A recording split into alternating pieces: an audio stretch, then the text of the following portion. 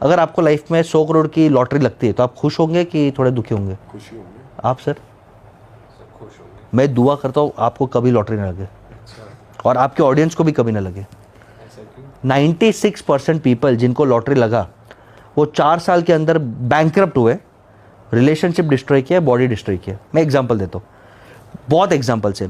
KBC का या who made a millionaire का एक आदमी 5 करोड़ जीता, उड़ा दिया। पर चलो केबीसी में तो स्किल था, थोड़ा उसने दिमाग पे काम किया था।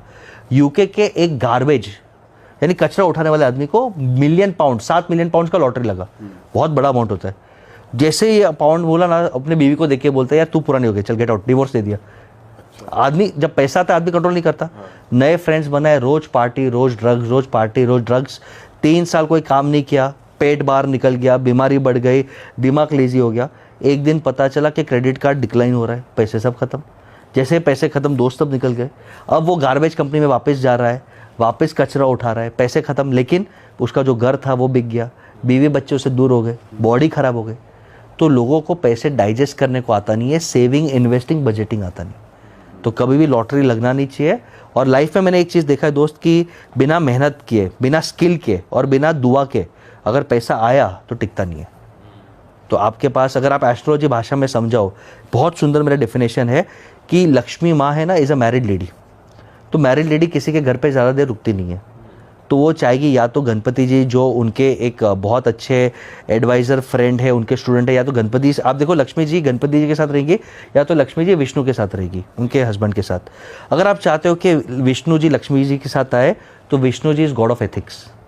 तो जिस घर में पैसा बिना एथिक्स का कमाया है उसमें सिर्फ लक्ष्मी माँ आती है, विष्णु जी नहीं आते हैं। और क्योंकि विष्णु जी नहीं है, लक्ष्मी माँ को जल्दी निकलना पड़ता है। पर जिस घर में पैसे विथ एथिक्स विथ स्किल आते हैं उसमें विष्णु लक्ष्मी जी दोनों आते तो पैसा लॉन्ग टर्म रहता है। तो एस्ट्रोलॉजी के भाषा में अगर आपको समझना है तो भाई कमाया हुआ पैसा ही टिकेगा, शॉर्टकट वाला पैसा नहीं टिकेगा।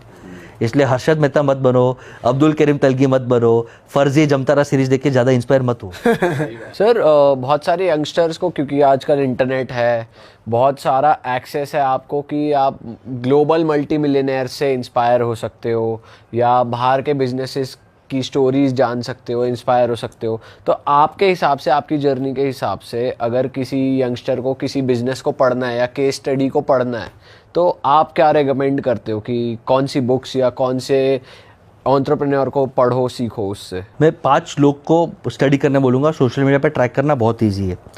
सबसे पहला राधा कृष्ण दमानी, डीमार्ट।